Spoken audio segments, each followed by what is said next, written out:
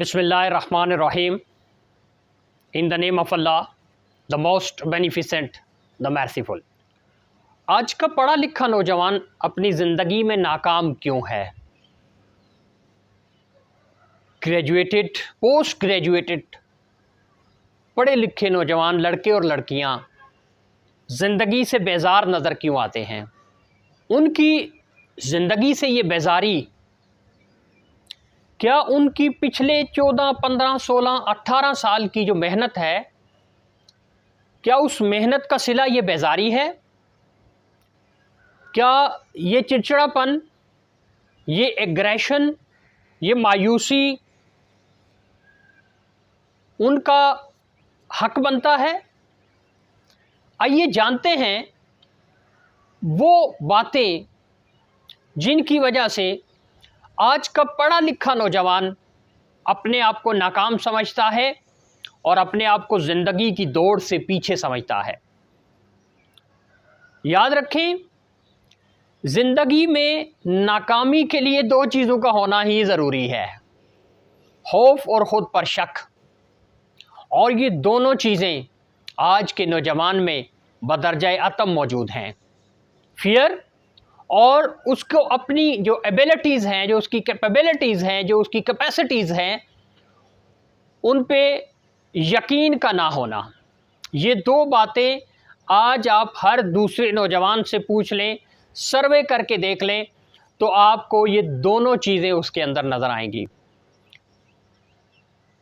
इसके अलावा वो कौन सी बातें हैं जो आज के पढ़े लिखे नौजवान को नाकाम बना रही हैं? नंबर 1, इनकंसिस्टेंसी, यानी मुस्तकिल मजाजी का ना होना। नंबर 2, खुदगर्जी और लालच। नंबर 3, शॉर्टकट और फौरी खुशी का असूल। नंबर 4, बहाने बनाना, जवाज तराशना। नंबर 5, अपनी नाकामियों का इल्ज़ाम दूसरों को देना। नंबर 6, तैयारी ना करना। नंबर 7, तरजीहात का फुकदान।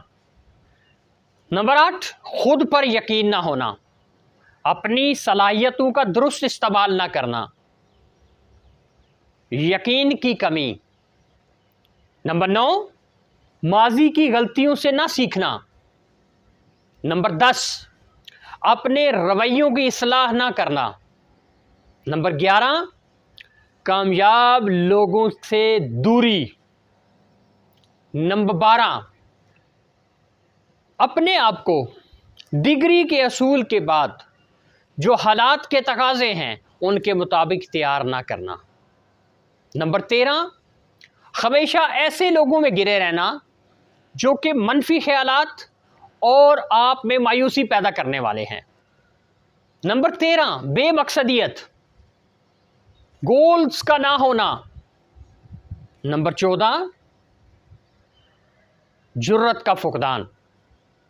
इसके अलावा और भी बहुत सारी बातें हो सकती हैं जो कि आज के नौजवान को नाकामी में ले जा चुकी हैं।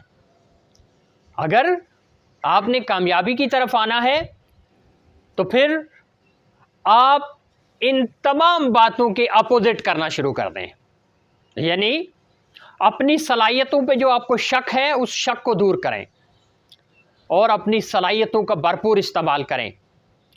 ये सलाहियतें उस अल्लाह रब्बुल इज़्ज़त की ज़ात ने आपको अता की हैं। आपने अपनी ज़िंदगी के 14 साल, 16 साल, 18 साल जिस एजुकेशन में लगाए हैं वो बेमकसद नहीं है।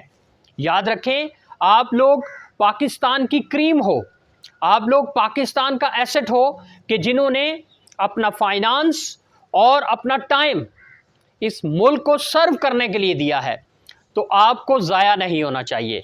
इस मुल्क में जो नौजवान हैं वो 64% हैं, 64% नौजवान है इस मुल्क में, इस मुल्क के खुदादाद पाकिस्तान में।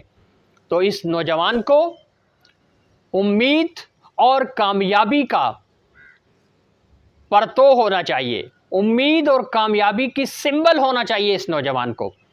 तो फिर ये जो आदतें हैं जो नाकाम लोगों की हैं, इनको छोड़ें और कामयाबी की तरफ जाएं, कामयाब लोगों की आदतें अपनाएं, ताकि आप इस मुमलिकत खुदादाद के लिए अपने आप को दुरुस्त अंदाज में इस्तेमाल करना शुरू करें और इसकी खुशहाली में जो आपका हिस्सा है वो अदा करें। आपका जो हिस्सा है उसको कंट्रीब्यूट करें और अपनी पार्टिसिपेशन को एक्टिवली लोगों के सामने लेके आएं कि आपने अपनी ज़िंदगी के अंदर जो कीमती सरमाया है, जो कि इल्म की सूरत में है, जो कि डिग्री की सूरत में है, वो आपने हासिल कर लिया है। अब उसको यूटिलाइज़ करना, उसको मटीरियलाइज़ करना, ये आपकी ज़िम्मेदारी है।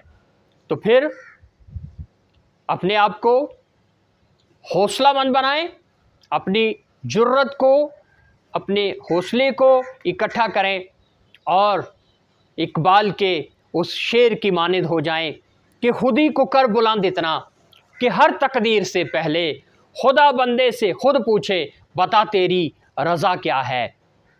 तो कोशिश करें अपने आप को कामयाब लोगों की सफ़ में ले आएं। अपना बहुत सारा ख्याल रखिएगा। अल्लाह हम सब का हामी और नासिर हो।